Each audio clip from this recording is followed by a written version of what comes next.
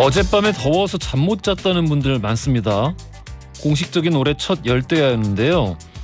장마는 역대급으로 늦게 왔는데 이 장마가 금세 주춤하는가 싶더니 열대야는 또 역대급으로 빨리 왔습니다. 작년보다 거의 한 달가량 빨리 온 건데요. 기상청은 올해 장마가 이전의 양상과는 달라서 예단하기가 어렵다고 밝혔고요. 어제는 전국 대부분 지역에 폭염특보가 내리기도 했습니다. 오늘도 마찬가지고요. 집중호우로 농사를 망치거나 침수가 된 분들을 생각하면 폭우보단 폭염이 나은 것 같기도 하고요. 어찌됐든 아무래도 가장 더운 여름이 되지 않을까 싶기도 합니다. 오늘도 아침부터 푹 찌네요. 외부에서 일해야 하는 분들 걱정인데요. 모두 건강 챙기시길 바라겠습니다. 7월 13일 화요일 허중쇼 출발합니다. 엄마 부탁해. 아이고. 허중쇼 일부 첫 곡으로 들려드린 거군요. 인디고의 여름아 부탁해 였습니다. 좀 시원하셨나요? 자, 김정우님, 어젯밤 열대야에 잠을 못 잤어요. 피곤합니다, 웅디. 정수경님, 웅디 굿모닝이 아니에요. 머리가 띵합니다. 밤새 선풍기 탓인가 봐요. 김외숙님, 긴급 재난 문자가 떴네요. 오늘도 35도 폭염이라니까 수시로 물 많이 드시고 건강 정말 잘 챙겨야겠습니다. 라고 보내주셨습니다. 진짜 더웠어요. 어제 낮에도 덥고 당연히 밤에도 덥고 전 이제 더위를 몸이 좀 많이 차가지고 자면서 많이 덥지는 않았는데 뉴스 보니까 굉장히 고생한 분들 많더라고요. 밤새 고생하셨습니다. 그래요. 간식 드시고 좀 기운 내셔야 될 텐데 간식 드리고 있죠. 골라받는 재미가 있습니다. 요일별로 달라지는 7일간의 간식 먹자 이벤트. 오늘이 5일째입니다. 자, 피자, 떡볶이, 팥빙수, 그리고 어제가 롤케이크. 자, 오늘은요 햄버거입니다. 한 끼 식사로도 손색이 없는 햄버거. 저도 참 좋아하는데요. 오늘도 총 13분에게 드리겠습니다. 말머리에 햄버거라고 적으시고요. 짧은 건 50원, 긴 건 100원이 드는 문자 샵1035나 무료인 고릴라로 이 사연 보내주시면은 추첨 통해서 선물 보내드리겠습니다. 자, 화요일에요. 역사 이야기 나눠보는 날이죠. 히스토리 월드. 오늘은 역사 속 강철 부대들에 대한 이야기 살펴보겠습니다. 재미있는 얘기 많을 것 같죠? 얘기 많이 기대해 주시고 청취율 조사 전화도 받으셔서 잘 답변해 주시고 11시엔 허지웅쇼 외쳐주시면 되겠습니다.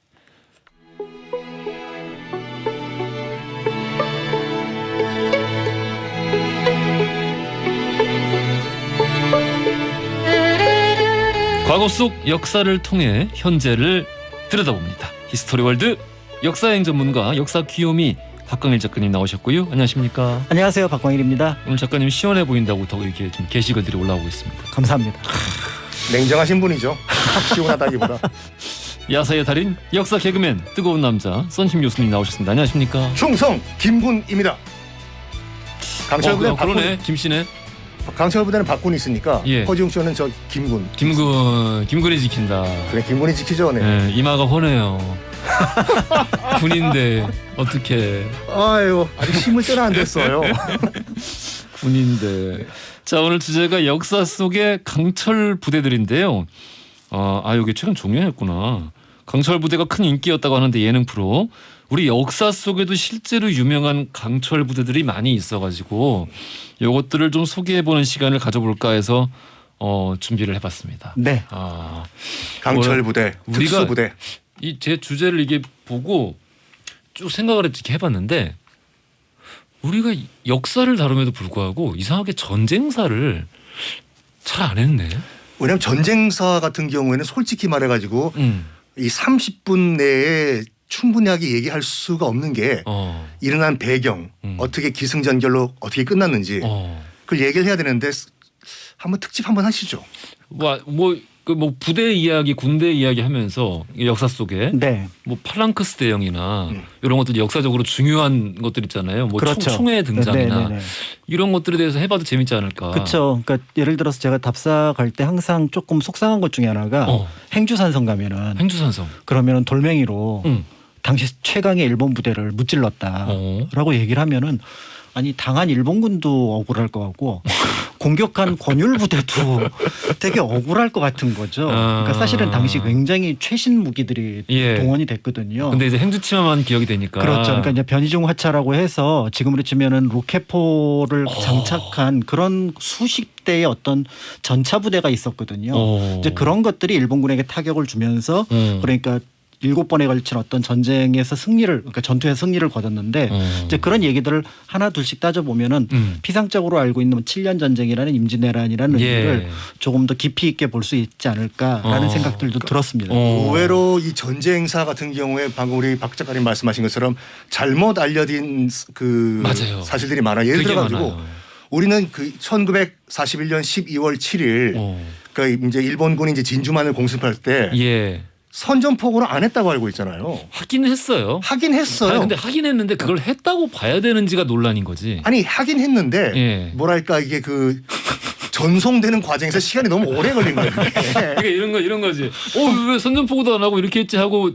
아니 선전포고도 안 하고 옆집에서 막 문을 막 때려 부순 거야. 그래서 어이 뭐지 하고 이렇게 문을 이렇게 열어봤는데 알고 보니 내가 네 문을 때려 부술 거야라는 쪽지가 문 앞에 떨어져 있긴 했어. 아니 그래가지고 그 선전포고를 그 일본 그 당시 이제 외무성이랑 이제 해군 본부랑 서로 다툼이 있었던 거예요.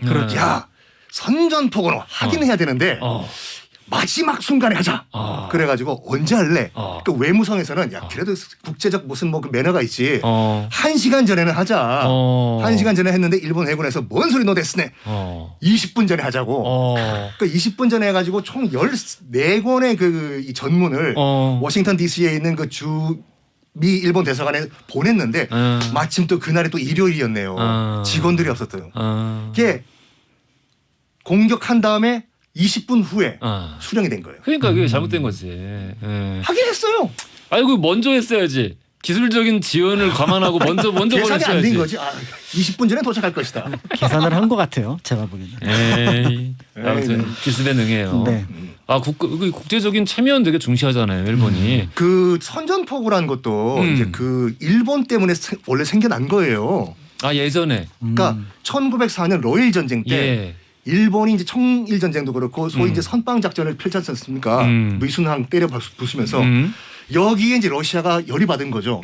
너 노인 매너 없다. 그래가지고 이제 1905년 러일 전쟁이 끝난 다음에 2년 후에 우리가 알고 있는 헤이그 만국 평화회의가 있었습니까?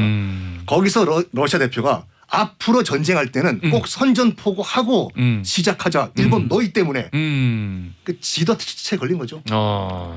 체면을 중시하는데 오늘 아침에 그런 뉴스도 있었더라고요. 그 왜 저기 군함도에 관련된 그렇죠. 관련돼서 이제 유네스코에서 이거 일본은 시정 조치 해라. 라고 강력하게 권고를 했더라고요. 네, 몇 년 전부터 사실은 그 군함도 갔을 때 그 전시관에서 네. 자신들의 어떤 그 침략 상황이라든지 징용 문제에 대해서는 전혀 배제한 채 그거를 어떻게 보면 홍보를 하고 있었거든요. 근데 애초에 세계유산으로서. 세계문화유산 지정할 때 그런 것도 같이 밝히겠다. 그렇죠. 이게 징용이 돼서 억울하게 그 전쟁 포로와 조선인 사람들이 끌려와가지고 여기서 억울하게 일했다라는 걸 같이 밝히겠다라고 했는데 여태 안 한 거예요. 그렇습니다. 7년 동안. 군함도 갔다 오신 분 아시겠지만 정말 열받는 게 일단 나가사키항에서 일단 여객선 비슷한 걸 타고 가요. 가면은 뭐가 나오냐면 미쓰비시 중공업과 미쓰비시 조선소가 양쪽으로 있어. 그쵸. 미쓰비시가 거기서 있구나. 일본말로 막 뭐가 나오는데 이게 무슨 세계 무슨 문화유산 뭐라고 선전하는 것 같아요. 그걸 들으면서 쭉 저기 어디야 이제 군함도에 도착하면은 보여주는데 가장 잘 살았던 일본인 거주 지역만 보여주고 그렇죠. 뒤쪽에 있는 그렇지. 조선인 거주 지역은 못 가게 막아요. 거기 그 높은 아파트 같이 생긴. 그러니까. 예. 자, 알겠습니다. 뭐 유네스코에서 권고했으니까 체면을 중시하는 나라면은 알아서 뭐 또 조치를 하겠죠.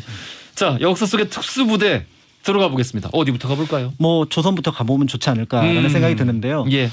이제 그 우리나라 역사를 살펴보면서 사람들이 굉장히 아쉬워하는 것 중에 하나가 한국에 호랑이가 없다. 그래서 호랑이를 내려온다. 들여와야 된다. 뭐 시베리아 호랑이 심지어는 그걸 배경으로 영화도 만들기도 했는데요. 막상 지리산에 호랑이가 10마리 있다고 생각을 하시면 그 주민들이 좀 그렇죠. 그 예. 동네의 일단 집의 모습 자체가 달라질 겁니다. 아마 그럼요. 전기 장벽 설치하고요. 예. 지금요? 만약에 있다고 치면은 그러면은 또 이제 지리산 등산 뭐 천왕봉 간다 이런 거 그러면 100명씩 경찰을 동원해서 아마 갔을 겁니다. 그러니까 우리가 굉장히 낭만적으로 생각을 하지만 사실은 조선시대는 이게 국난에 가까운 일이었어요. 그렇죠. 그렇죠. 이게 길이 끊기고. 그래 예전부터 아예 정해진 수사잖아요. 호환 마마. 그렇죠. 호환 마마. 그래서 호환이 얼마나 무서웠냐면은 함경도라든지 강원도 같은 경우는 산으로 사람이 그러니까 일을 하러 갔다가 돌아오지 않으면은 그냥 무덤 만듭니다. 그렇구나. 그래서 그걸 함경도에는 호식총이라고 하는데요. 그러니까 가묘를 만들어요. 시신이 없는. 호식총. 네. 호랑이에 먹히는 사람들의 그렇죠. 무덤. 그러니까 이제 시신 자체를 발견을 못한 거죠. 아이고. 이제 그럴 정도로 어떤 상황이 심각한 어떤 모습이었기 때문에 이 호랑이를 잡는 게 어떤 국가적인 어떤 정책 중에 하나였습니다. 근데 이제 문제는 이제 그런 호랑이를 어떻게 잡을까, 누가 잡을까를 고민을 하는데 태종 때 이제 아니나 다를까 큰 일이 벌어진 게 전라도, 경상도, 충청도에 올해 호랑이에게 잡혀 먹은 사람만 100명이다. 이야. 그때 중국에서 어떤 그 말이 있었냐면 그 이제 명청 교체기 때 교책 있죠. 예. 무슨 말이 있었냐면은 조선인들은 1년의 반 이상을 호랑이에 잡아 먹힌 사람들 상을 치르고 나머지 반은 그 호랑이 쫓아다닌다. 그렇죠. 이런 말이 있었어요. 그러니까 이제 조선왕조실록 기록에만 937회의 호랑이 출몰 기록이 있고요. 그다음에 4,000명의 공식 많다. 희생자가 있으니까 사실은 훨씬 더 많다라고 봐야 될 겁니다. 그러니까 안 되겠다. 호랑이 잡아야겠다. 이게 도로가 끊기고 경제에 문제가 있고 사람의 인명에 문제가 있다. 그래서 이제 그 군인을 뽑은 게 기존에 이제 직업 군인들을 갑사라고 하는데 그 갑사 중에서 무예가 출중한 사람들을 따로 40명을 뽑았습니다. 그래서 이제부터 너희들은 호랑이만 잡아라. 그래서 그 군대 이름이 차코갑사입니다. 차코갑사. 호랑이를 잡는 군인들. 그러면 이 강철부대, 조선의 강철부대 차코갑사네요. 그렇죠. 그래서 이 차코갑사를 했는데 이제 또 문제 제기하는 우리 세종대왕께서 이 차코갑사 어떻게 뽑냐 그랬더니 담력으로 뽑습니다. 담력 어떻게 체크할 건데? 이게 그러니까 뭐 스카우터가 있는 것도 그러니까요. 아니고. 네. 그러니까 이거는 뭔가 합리적이지 않다. 세종이. 그래서 그 합리적인 방안으로 만들어냈던 게 그럼 호랑이를 한 번이라도 잡아본 사람을 이 군대로 뽑아야 된다. 그러니까 택배 박스를 갖다 주면 잡을 수 있지 않을까요? 택배 박스를 가지고 어떻게 잡아요? 택배 박스 좀 큰 거 대형 1호 이런 거 이렇게 접어서 놔두면 호랑이가 그 안에 쏙 들어가 있을 때 딱 뚜껑 덮어버리고. 그렇지. 아이고 정확한 아이디어네. 명치를 이게 정확히 딱 가격하면서 지원해 보세요. 그래서 이제 결국은 이 차코갑사가 결국은 그 호랑이 사냥이라고 하는 국가적인 사명 때문에 결국은 나중에 400명까지 늘어나게 되고요. 조선 후기 기록이긴 한데요. 이제 병조에 각 지역에서 들어온 이제 세금으로 들어온 호랑이 가죽이 있습니다. 근데 그게 호조에 한 1만 개 정도의 호랑이 가죽이 있었다고 해요. 그러니까 그만큼 호랑이를 이제 많이 잡았다라는 얘기를 볼 수가 있는데 이런 어떤 군대가 만약에 없었다면은 호랑이는 우리가 알고 있는 것처럼 조선 팔도에 막 여기저기 다녔을 거고요. 실제로 임진왜란 때 권희 씨는 평안도 쪽으로 갔지만 갓도는 함경도 쪽으로 왔잖아요. 네. 그들에게 타격을 준 게 우리나라 의병뿐만 아니라 호랑이였어요. 그래서 가토가 호랑이 엄청 잡았잖아요. 그렇죠. 일본 열도에는 그 당시 호랑이가 단 한 마리도 없었어요. 그래서 가죽을 그렇게 많이 가져갔다고. 네. 그래서 초반에는 굉장히 많이 호랑이한테 당했거든요. 이제 그럴 정도로 조선의 호랑이라고 하는 것들이 굉장히 무서운 존재였다. 그런 면에서 그들을 잡았던 군인들이 얼마나 대단했을까. 실제로 세조 때는 세조 옆에서 호랑이 잡다가 죽습니다. 박탄내라는 분이. 왕 옆에서? 네, 왕이 있는데 호랑이가 출몰을 한 거예요. 세조를 잡으려고 호랑이가. 그러니까 이제 세조가 영물이네, 영물이야. 그러니까 세조가 이제 자기 아들 부활이죠. 의경세자 무덤이 이제 서울원 근처에 있거든요. 이제 고향으로 갔는데 거기에 이제 호랑이가 덮친 거예요. 이야. 근데 인조도 한번 당할 뻔했어요. 영물이네, 영물이야. 어쩜 그렇게 똑똑 골라가지고. 정말요? 이제 선조한테만 출몰하면 돼 이제. 뭐 선조한테도 출몰했을 것 같은데 제가 그 기록에 기록을 남아있지 찾지를 않을까? 못해서 아마 있지 않을까라는 생각이 드는데. 영물이네. 네. 그런데 이제 점점 이제 호랑이 차코갑사의 역할이 이제 사라지게 된 배경 중에 하나가 호랑이 그 가죽 한 필이 한 마리를 잡으면 3년 동안 세금을 면제를 해주니까 이제 사냥꾼들이 이게 세금이 호랑이보다 무서운 거예요. 이런. 예, 그래서 결국은 세금을 피하려고 호랑이를 잡기 시작하니까 호랑이가 점점 줄어들어서 결국은 이제 우리가 알고 있는 일제강점기 즈음에는 이제 호랑이가 거의 사라지게 되고 또 일본 사람들이 마치 자신들의 용맹을 드러내는 것처럼 그렇죠, 최신식 무기를 가지고 예. 호랑이를 잡아대면서 우리나라 이제 남한 쪽 공식 기록은 1921년 경주. 그게 이제 마지막 호랑이를 보았다라는 기록이 남아 있는 것으로 호랑이에 대한 기억은 사라지게 됐죠. 그럼 공식적으로 멸종된 거죠? 네, 한반도에서는 공식적으로 멸종이 됐습니다. 적어도 네. 남쪽에서는. 네. 1993년에 낙림산맥 근처에서 호랑이가 발견됐다는 기록이 북쪽에는 있긴 한데 우리가 직접 이제 확인은 못한 부분이고요. 그러면 이 부대도 자연스럽게 해체가 됐겠네요. 그렇죠. 그러니까 조선 후기에 들어오면서 어차피 나라가 망했으니까. 그렇죠. 호랑이가 사실 이제 조선 후기 그러니까 고종영간 가면은 실질적으로 그렇게 많이 출몰을 하지 않기 때문에 그럼에도 불구하고 러시아 쪽에서 그다음에 이제 그 러시아 군들이 넘어왔을 때 연해주 쪽에서 함경도 일대 호랑이에 대한 기억들이 굉장히 강했던 것 같아요. 그래서 프랑스 그 기자들이 그려놓은 사파들을 보면은 호랑이에 의해서 잡혀가는 조선 사람들에 대한 사파가 지금도 남아 있습니다. 르프트 주르날이라고 하는 그런 어떤 잡지들을 보면은 그런 것들이 남아 있어서 당시 이제 한반도 호랑이의 어떤 호환 이런 어떤 부분들이 굉장히 크게 외국인들에게도 다가왔다라고 남아 있습니다. 근데 세상에 그렇게 많던 호랑이가 그 사람 때문에 아예 그냥 멸종이 될 수도 있네요. 그렇죠. 그러니까 이제 호랑이가 멸종이 되니까 그 틈을 타고 이제 돼지가. 돼지가 또 먹이였으니까. 네, 멧돼지가 이제 힘을 발휘하고 공식적으로 한반도에서 가장 강력한 맹수는 이제 담비라고 합니다. 담비요? 네, 담비는 두 마리가 항상 짝을 져서 그 공격을 하는데요.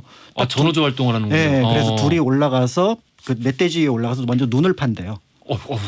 네, 그렇게 함으로써 담비를 이길 수 있는 생물이 현재 한반도에는 존재하지 않는다. 새로운 거 알았네요. 지금 한반도의 그 자연 생태계에서 최고의 강자는 담비다. 네.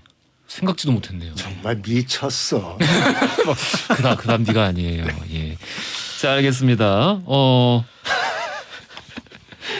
자, 오늘도 돌발 퀴즈 드리겠습니다. 자, 호랑이가 먹이를 노린다라는 뜻의 사자성어가 있죠. 방금 이제 호랑이 얘기 한참 했으니까 호랑이 관련된 문제 드리는 거예요. 쉽습니다. 남의 것을 빼앗기 위해서 기회를 노리는 모습을 비유적으로 일컫는 이 사자성어는 과연 무엇일까요? 보기 드리겠습니다. 1번 산중호걸, 2번 호시탐탐, 3번 호가호위. 힌트 가능합니다. 혹시 탐 크루즈 씨 아니세요? 맞아요. Yes, I am. Yes, I am. Wow, English. 혹시 탐 크루즈 아니세요? 긴장되니까. 알겠습니다. 정답 아시는 분들 짧은 건 50원, 긴 건 100원이 드는 문자 샵1035나 무료인고리라 보내주시면 추첨 통해서 선물 보내드리겠습니다. 로키 3편의 주제가였죠. 서바이버의 아이 오브 더 타이거 들으면서 2부로 이어갈게요. 허지용 쇼.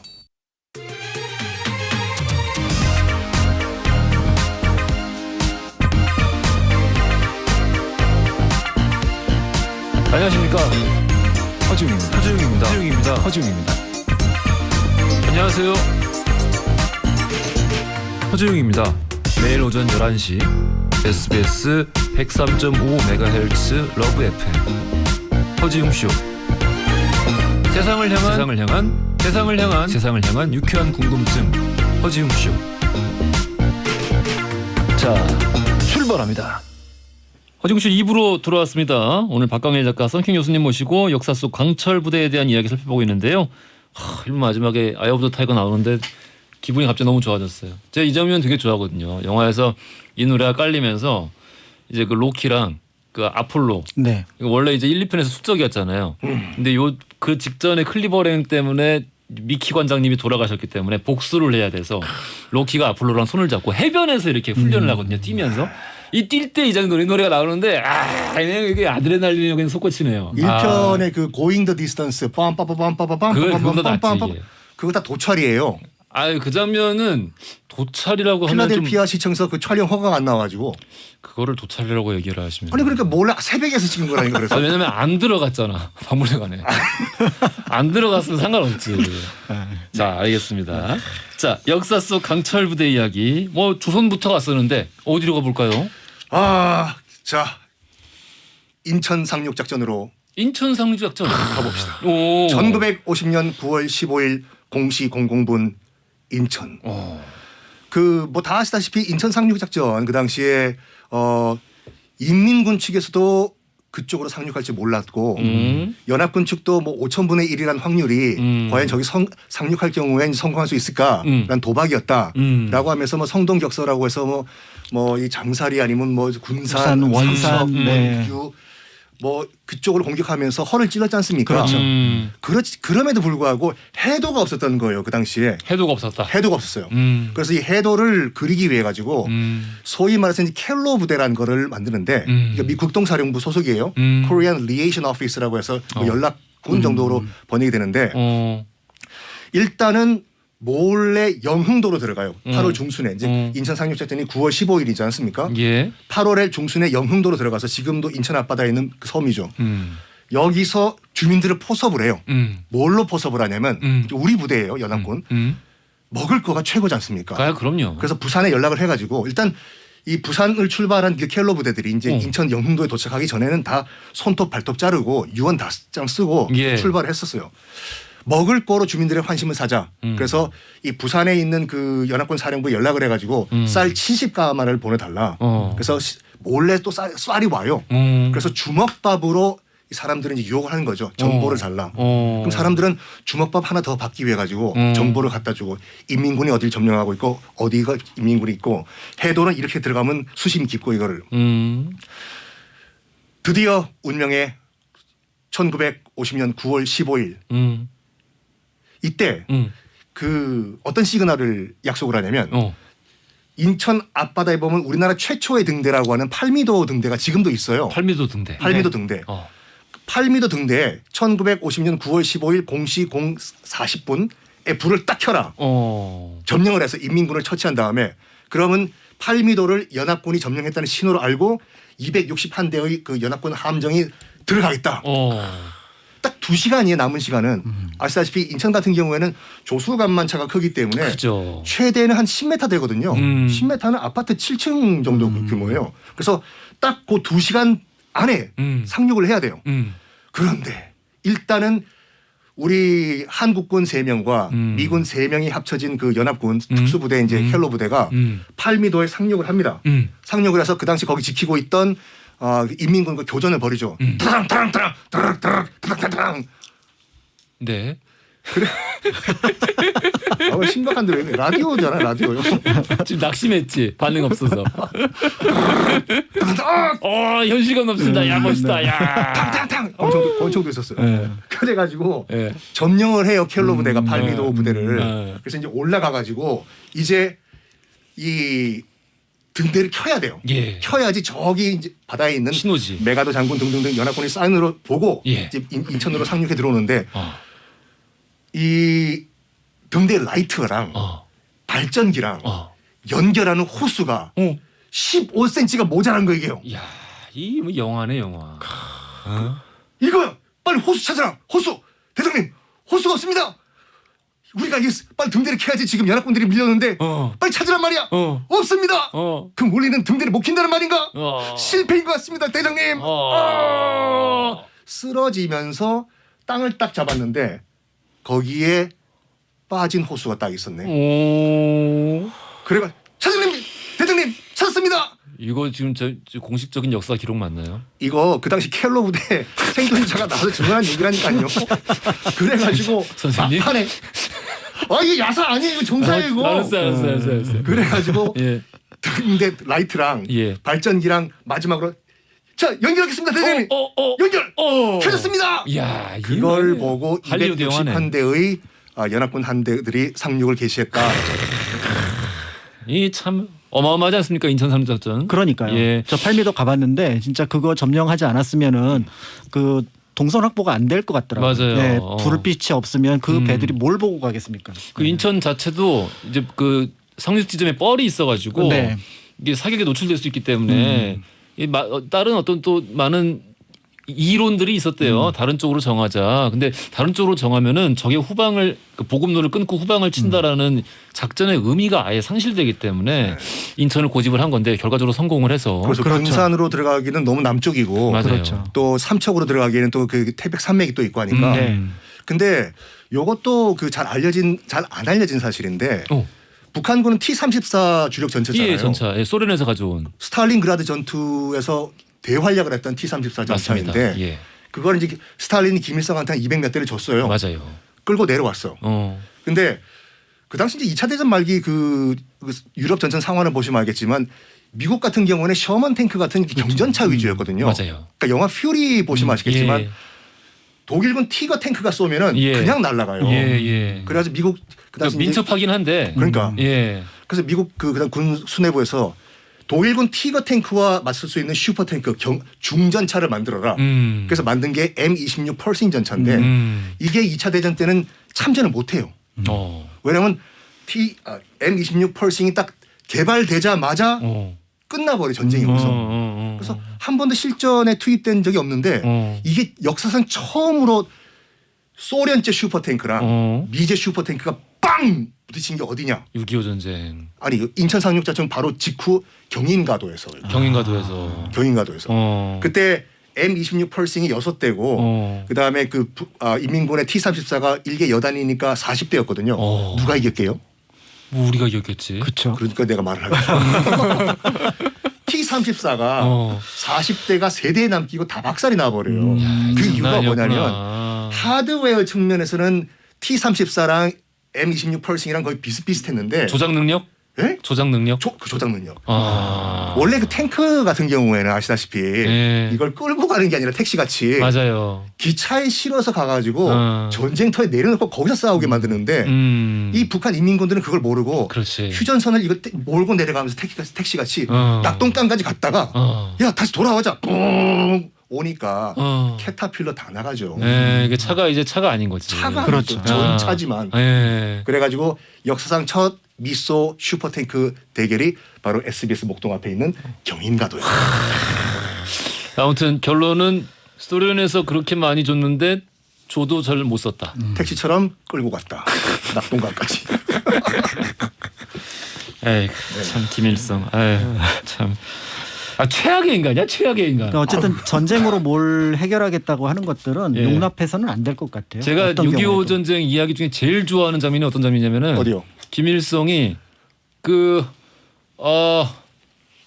잠깐 당시에 중국 총리가 저우린 저원라이. 저원라이 말고 주울레. 저원라이가 주은래 장군이 내려왔었나요? 아니요. 아니, 팽덕회가 팽덕화이. 네. 팽덕화이가 김일성 뺨 때렸을 때. 팽덕회. 그 장면이 너무 속 시원해. 그 전쟁 일으키기만 하면 이길 줄 알았냐고 하면서 뺨을 확 때렸는데 김일성이 마음 상해가지고 일주일 동안 톡을 해서 안 빠져나왔다고. 아니, 좀 더 세게 때리지. 아니 일단 팽덕회는 그 당시만 하더라도 홍군 부사령관이고 네. 김일성은 아직 새파란 30대 청년인데. 그러니까. 근데 하는 꼬라지가 엉망진창이니까 시민들 막 죽이고 그래요. 평도와의 박작가님이랑 재연 좀 해볼까요? 어떻게? 아닙니다. 다음에 준비해 와요. 자, 다음 어디로 가볼까요? 다시 조선으로 가면 좋을 것 같은데요. 보통 이제 우리가 조선 특히 이제 군대 이렇게 생각하면 제일 먼저 떠오르는 게 최정병기 활입니다. 그래서 이제 병자호란 당시에도 이제 활의 어떤 활약을 배경으로 이제 영화로 등장을 하기도 했었고 사실은 조선의 강공이 어마어마한 힘을 가지고 있어서 보통 조총 사격 사거리보다 2배 이상 되고 굉장히 이제 힘이 강해서 그게 이제 또 곡사화기다 보니까 실제로 떨어졌을 때 그 충격이 그대로 쏠 때 어떤 힘이 그대로 남아 있거든요. 그래서 한 2명 정도는 그냥 뚫고 나가는 정도의 파괴력을 가지고 있습니다. 야, 어마어마하구나. 그런데 문제는 우리가 조선의 이런 어떤 군인을 활로만 생각을 하니까 예. 놓치는 군대가 있어요. 바로 총수병입니다. 외란 이후에 생겼나요? 그렇죠. 임진왜란 어. 이후에 생겼고 사실은 임진왜란 당시 우리가 조청으로 고생을 했기 때문에 맞아요. 그때 이제 항복한 왜군들하고 그다음에 조선에 있었던 기술자들이 합해서 이미 일본의 조청을 능가하는 조청을 임진왜란 당시에 만들어내거든요. 일단 우리 한국인들은 뭐 쏘는 거 되게 좋아하거든요. 그렇죠. 기본적으로 예. 이제 총통이 있었기 때문에 예. 이제 그걸 그걸 내가 그냥- 쏜다 뭐 예, 이런 예, 거. 예. 그렇죠. 쏘는 거죠. 예, 여러 가지로 좋아하는 거죠. 네. 예. 그런 어떤 총병이 있었는데 문제는 이제 그 정부의 체계라든지 군대 운용 능력이라든지 이런 것들이 이제 문제가 되면서 병자호란한테 패배를 하게 되면서 어. 이제 굴욕을 받게 되지만 그래도 그 군사력은 그대로 남아 있고 어. 특히 이제 총수병들의 그 능력은 동아시아에서 굉장히 수준 높게 평가가 됐습니다. 아, 그렇구나. 그런데 이제 우리 역사 속에서 굉장히 애매한 용어가 하나 있는데 바로 나선 정벌이에요. 나선 정벌. 예, 이게 나선 정벌은 아니고 어. 나선 뭐 출병 출정 정도로 해석을 하면 정확할 것 같은데요. 당시 나선? 나선은 러시아를 가리킵니다. 나성은 LA고 나선 네. 연해주에 있는. 뭐야 처음 들었는데. 그래서 이제- 나선이라길래 갑자기 네, 제가 그래서 이제 좋아하는- 나선 정벌 사건이라고 해서 이제 효종 때 청나라에서 두 번에 걸쳐서 조선군을 파병을 요청을 합니다. 그러니까 이제 조선군을 파병을 요청했던 이유는 자기네가 거기다 병력 보내기 싫으니까 일정하게 이제 그 병력 갖고 하려고 했던 부분들도 있는데 한편으로는 그때 이제 러시아 애들이 그 담비 아까 잠깐 나왔던 그 담비 가죽 때문에 우랄 산맥을 넘어옵니다. 오늘 담비에 심하게 꽂히셨는데. 네, 그래서 이제 우랄 산맥을 넘어와서 우리가 알고 있는 연해주 쪽으로 오게 되는데 당시에 이제 국경이 명확하게 결정되지 않은 상황이었으니까 청에서는 나가라. 근데 얘네들이 상인들이 사냥꾼들이 군대를 같이 이끌고 와요. 그러면서 청군하고 교전이 붙는데 청군이 패배를 합니다. 예. 그러니까 안 되겠다 싶어서 조선에 대해서 그 명성이 높은데 총수병 한번 보내봐라. 라고 했고 총수병을 이제 보내게 되는 거죠. 그러니까 어떻게 보면 조선으로서는 약간 굴욕적이기도 하지만 또 저쪽에서 보내라고 하니까 안 보낼 수는 없는 거고. 그래서 총수병을 처음에 100명을 이제 변급을 사령관으로 해갖고 치중까지 하면 한 150명 정도를 해서 보냅니다. 그리고 아니나 다를까 이제 그 송화강 북쪽에까지 가서 흑룡강하고 송화강 만나는 거기서부터 전투가 벌어졌는데 정확하게 그 당시 러시아군의 피해는 나와 있지 않지만 어쨌든 그 전쟁에서 패배를 하게 되고요. 무엇보다도 100명의 총수병이 단 한 명의 희생자도 없이 완벽하게 승리를 거둡니다. 그러니까 이게 청나라군 머릿속에 머리 확 잡힌 거예요. 아니 조선의 총수병이 저렇게 실력이 좋아? 한 명도 안 죽었다고? 네. 그로부터 4년 뒤에 또 이제 얘네들이 더 대규모 병력으로 러시아 애들이 이제 사냥을 하러 온 거예요. 예. 그러니까 청나라에서는 야 그때 왔던 총수병 센데 이번에 다시 보내주라. 좀 병력이 100명은 적었어. 해갖고 200명을 보냅니다. 그래서 이제 이번에 신유라고 하는 장군이 사령관이 돼서 갔는데 아니나 다를까 이제 그쪽도 이제 정규군화되어 있는 러시아군이 맞닥뜨려서 부딪혔는데요. 저쪽 군은 수백 명이 사망을 했고 그다음에 같이 갔던 청나라군은 이제 연합군이었으니까 예. 한 100명 정도가 사망을 하는데 전사를 하는데 조선 총수병은 8명만 전사를 하고 완전히 적을 괴멸을 시켜버려요. 후방에서 총만 쐈으니까 아무래도 죽을 위험은 덜하지 않았을까요? 아니 그게 이제 작전 자체를 청이 총수병에 대한 작전을 모르는 거죠. 배에서 서로 싸우자고 했던 거죠. 그랬더니 무슨 말이냐 총수병이 어떻게 배 위에서 총을 쏘냐. 이순신 장군도 아닌데. 그래서 상륙을 해서 적이 나오기를 기다려서 작전을 세워가지고 괴멸을 시켰던 거죠. 그러니까 이게 너무 인상적이어서 청에서 조선의 총수병 여기 주둔하면 안 되겠냐. 여기서 사세요. 그러니까 이제 그건 말도 안 되는 얘기다라고 별별 이유를 다 대고 돌아오게 되었던 거고요. 사실은 굉장히 국제 정세가 곤란한 속에서 이루어진 거지만 이 기록을 통해서 우리가 생각해 볼 수 있는 게 조선의 군대가 우리는 활만 생각을 하지만 그러니까. 사실 이제 정조원 연간을 그려놓은 영화들을 보면 이제 총들이 많이 등장을 하거든요. 예. 총수병들이 등장을 하는데 총으로의 전환이 이루어지고 정조가 있었다. 많이 신경을 썼더라고. 그렇죠. 예. 장용영 부대 같은 경우가 이제 그런 어떤 총수병들이 있었으니까요. 예.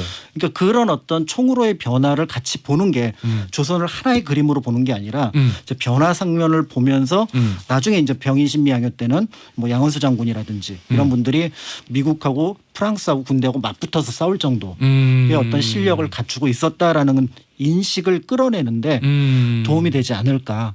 그런 면에서 두 번에 있었던 러시아 원정이라고 하는 이 나선 사건, 나선 정벌이라고 하는 얘기의 총수병을 꼭 기억을 해주셨으면 야, 좋을 것 근데 같습니다. 진짜 이게 집중적으로 육성이 됐으면은 네, 이게 얼마나 좋았을까라는 생각이 들기도 하고. 그러니까요. 우리나라는 왜 이렇게 그 총통, 활, 또 심지어 지금 얘기 들어보니까 이 그 총까지 네, 왜 이렇게 쏘는 걸 잘하죠?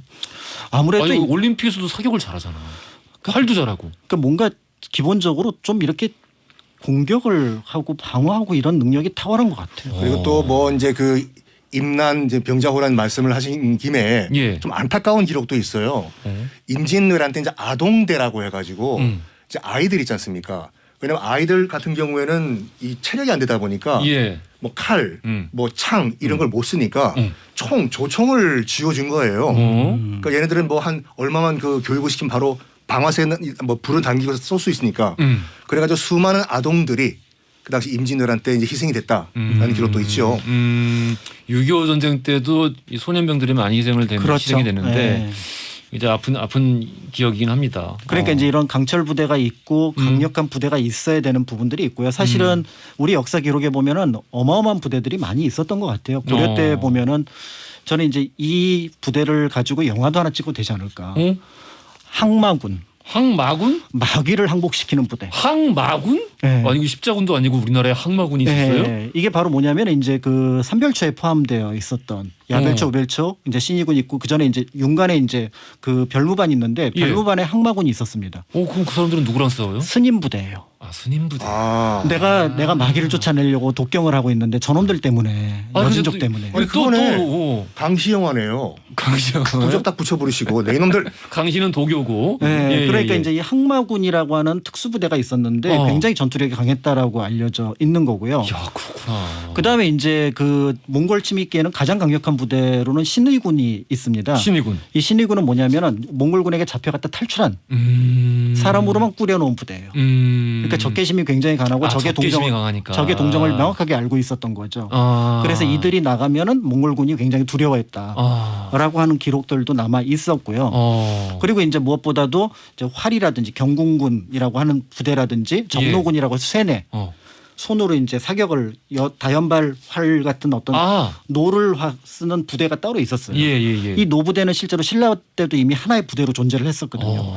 노궁이라고 그러니까 그 노당이라고 해갖고 이제 이런 어떤 부대들이 있었기 때문에 이런 것들을 이제 살펴보면은 좀 평면적인 어떤 전쟁 그다음에 군인의 어떤 모습들을 입체적으로 보실 수 있을 것 같아요. 어차피 뭐 전 세계 최초로 인류 최초로 다연발 연장 로켓포를 만들어낸 게 또 우리나라는 우리나라죠. 신기전이죠. 네, 신기전.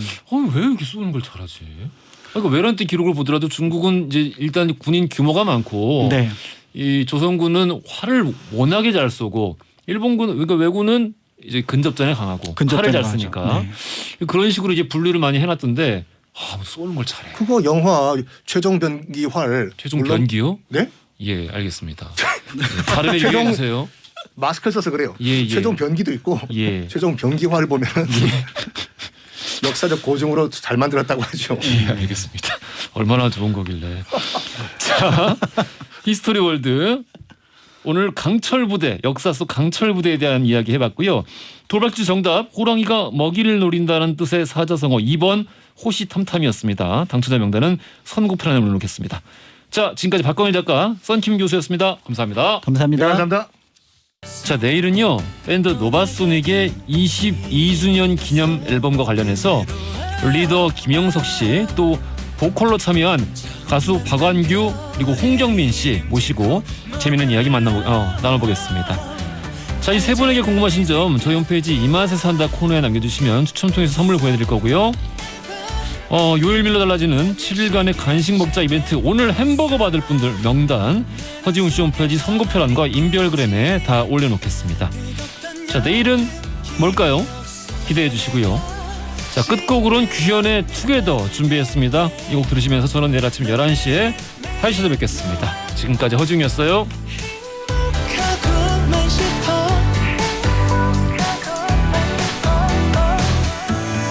푸른 오션 헤엄치며